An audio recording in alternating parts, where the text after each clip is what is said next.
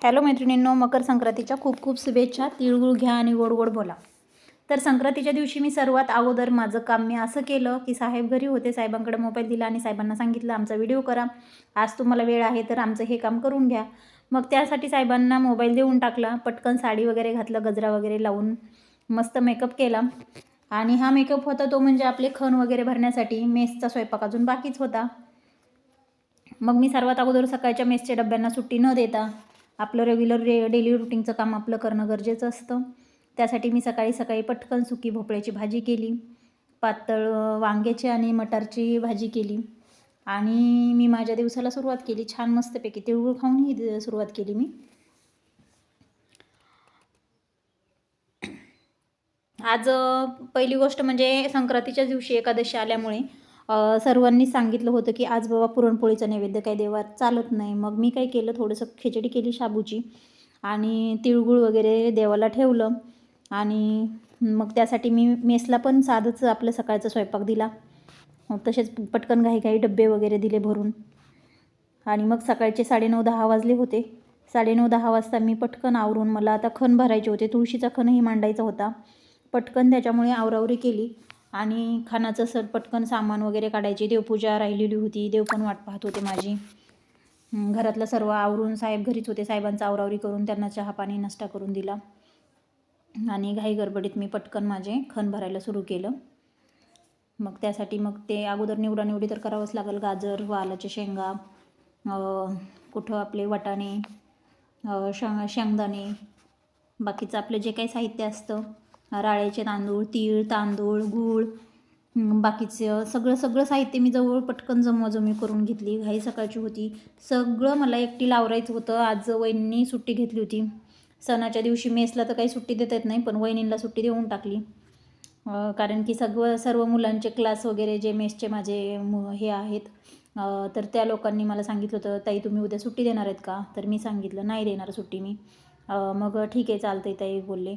मग त्याच्यानंतर मी विचार केला की बाबा आपण सुट्टी सणाच्या दिवशी दिलीस तर त्या लोकांनी, म्हणजे लहान मुलं आहेत 9वी-10वीचे क्लासचे, 11वी-12वीचे, त्या मुलांना पण नाराजी वाटते की बाबा सणाच्या दिवशी काहीतरी गोडधोड तर द्यायला पाहिजे. पण सकाळी एवढी घाई की सकाळी देणं शक्यच नव्हतं.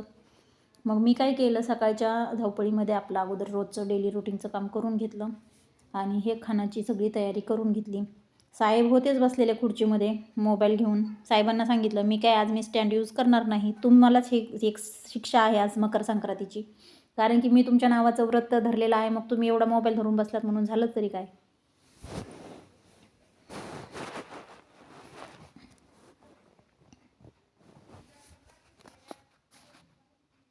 मकर संक्रांत म्हणलं की सगळं घाई गडबडीचं काम हे आलंच. रानातला भाजीपाला हे ते, कालच गावी जाऊन सगळं साहित्य घेऊन आलेली होती मी.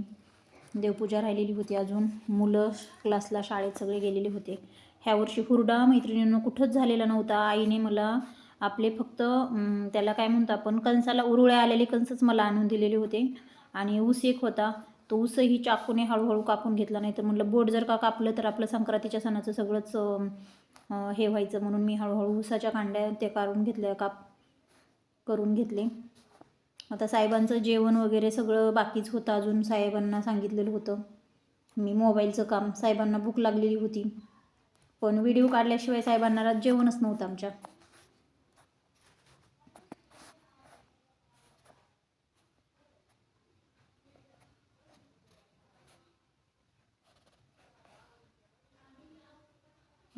घरात जर का अजून 1-2 लेडीज असल्यास समजा तर काम होण्यास मदत होते, पण सगळं माझ्या एकटीकडेच सगळ्या गोष्टीचं डिपेंड असतं.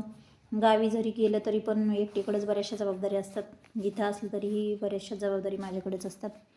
त्याच्यामुळे आपले कामं आपण करूला आपण सक्षम पाहिजे. त्या ह्यानी मग मी सगळ्यात अगोदर लवकर उठण्याचा प्रयत्न करते, जेणेकरून 4 ते 5 मध्ये उठण्याचा प्रयत्न का करते मी, तर तो ब्रह्ममध्ये चांगला असतो, ब्रह्ममुहूर्त असतो तो 4 ते 5च्या ह्याच्यात. आपल्याला खरंच पॉझिटिव्ह एनर्जी येते लवकर उठल्यामुळे. पॉझिटिव्ह हवा, वातावरण सगळं पॉझिटिव्ह असतं. त्याच्यामुळं मी लवकरात लवकर जेवढं उठता येईल, मी 4-4:30ला उठलेलीच असते. त्यामुळं आज तर खूपच लवकर उठलेली होती मी, मला सगळं चिकटीला करायचं होतं.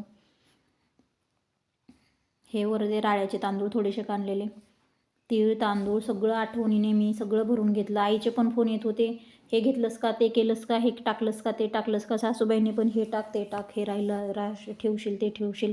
वर्षाचा हा सण होता, त्याच्यामुळे मी सर्वात अगोदर घाईघाईने सर्व वस्तू माझ्या आठवणीने सगळ्या जवळ घेऊन बसलेली होते. आता हे माझं तुळशी वृंदावन, तुळशीला सर्वात अगोदर खण मांडायचा होता. मग मी काय केलं, तुळशीला खण मांडून घेतला. साहेबांना परत बाहेर बोलून घेतलं माझा व्हिडिओ काढा म्हणून. आता साहेबांसोबत मला सेल्फी फोटो तर काय घ्यायचेच होते. मी साहेबांना सांगितलं माझा अगोदर फोटो घ्या. मस्त फोटोशूट केलं साहेबांनी.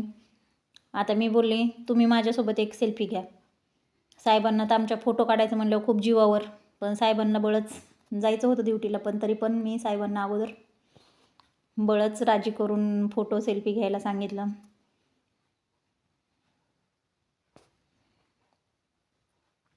फोटोशूट झालं.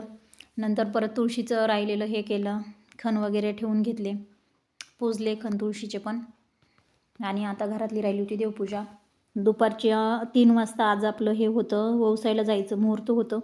तर प्रत्येक लेडीजचे, माझ्या मैत्रिणींचे, शेजाऱ्यांचे, सगळ्या काकूंचे त्यांचे फोन येत होते की जया किती वाजता जायचे, 3 वाजता जायचे, आवर मग तुझ्या मागं मेसचा राडा आहे सगळे. मग मी सांगितलं माझ्या मेसचं तुम्ही काही टेन्शन घेऊ नका, मी माझं सगळं आवरून ठेवलेलं आहे, तुम्ही तुमचंच अगोदर आवरा. तर मी सगळ्यात अगोदर आवरून बसले आणि त्यांचंच आवरलेलं नव्हतं. अशी गंमत झाली. म्हणलं काय रे, म्हणलं एवढं काम असून मी आवरते आणि तुमचं काय आहे, म्हणलं 3-3, 4-4 जणी घरामध्ये असताना सुद्धा तुमचं काम आवरा ना एवढं. मी पटकन देवपूजा करून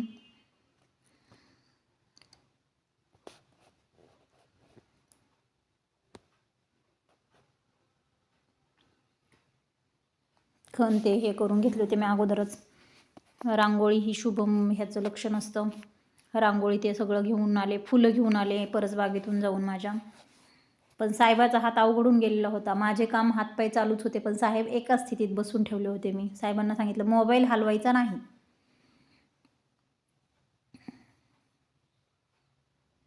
साहेबांना स्टॅच्यू केलं होतं मी.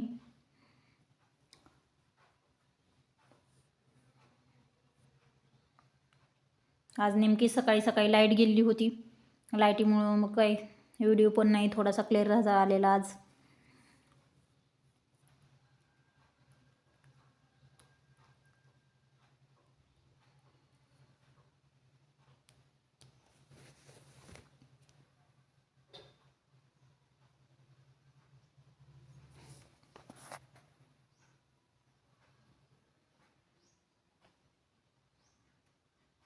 हे परमेश्वरा, सगळ्यांना सुख समाधान ऐश्वर्य सर्वांना दे, सगळ्यांना आरोग्यदायी ठेव, सर्वांचं भलं कर, त्याच्या पाठीमागं माझं भलं कर, असं म्हणत म्हणत मी माझी देवपूजा पूर्ण केली. आणि आता मला खण भरून घ्यायचे होते. खण भरायच्या अगोदर मी सर्वात अगोदर रांगोळी काढून घेतली देवाच्या समोरची, देवाच्या समोरची. त्याच्यानंतर मी केली खण भरायला सुरुवात.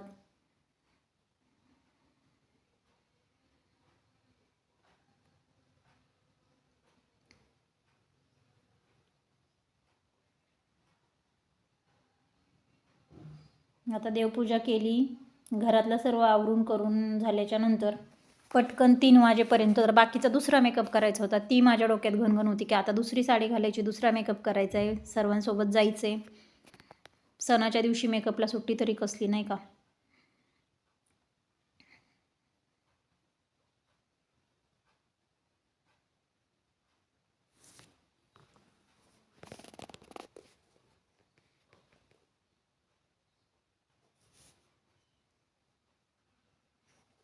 आज मंदिरातही खूपच गर्दी असणार होती, ही 100% माहीतच होतं मला.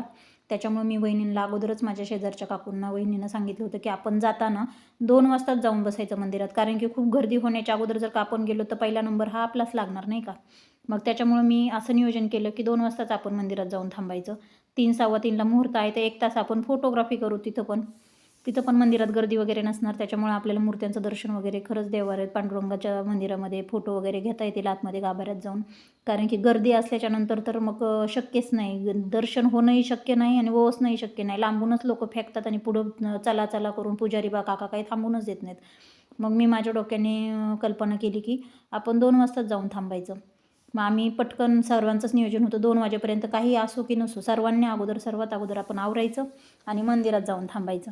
आता इथलं काम आवरलं की मला पुढं जायची घाई असल्यामुळे मी देवपूजा ते सगळं आवरून पटकन माझं आवरलं आणि आवरलं की मी मंदिरात गेले. मंदिरात गेल्याच्या नंतर सर्व लोकांनी ताटंसुद्धा मंदिरात खरं तर विचार केला मी, की ताटंसुद्धा ठेवलेली होते मंदिरामध्ये नंबरवारी, की आमचा नंबर अगोदर आहे म्हणून अगोदरच पांडुरंगाच्या समोर हे ताटं नेऊन ठेवले होते. पण मी पण पटकन गेले आणि माझे फोटोशूट करून आले. म्हटलं नंतर तर काय आपल्याला वेळ नाही भेटणार. मग घरामध्ये पण फोटो वगैरे सगळं करून घेतलेलं होतं मी. माझ्या मुलाला सांगितलं, आता तुझे पप्पा नाहीत तर तू काढ माझे फोटो.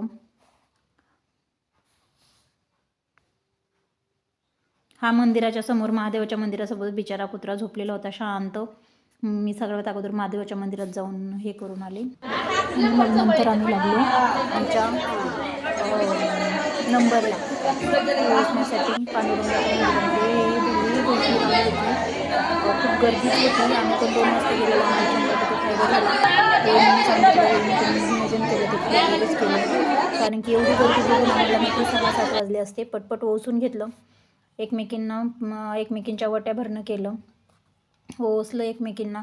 पांडुरंगाच्या मंदिरातही ओसलं. आतमध्ये गेल्याच्या नंतर काही व्हिडिओ काढताच आला नाही.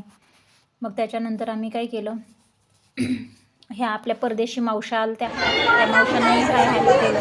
त्या बोलत होत्या इकडची खूप छान खूप परंपरा आहे तुमची, हे ते इकडचं तिकडचं बोलल्या. असं करत करत मग आम्ही राम मंदिरात. चला, आजचा व्हिडिओ कसा वाटला ते नक्की सांगा. आपल्या चॅनलला शेअर सबस्क्राईब करा. भेटू नंतर. Bye bye.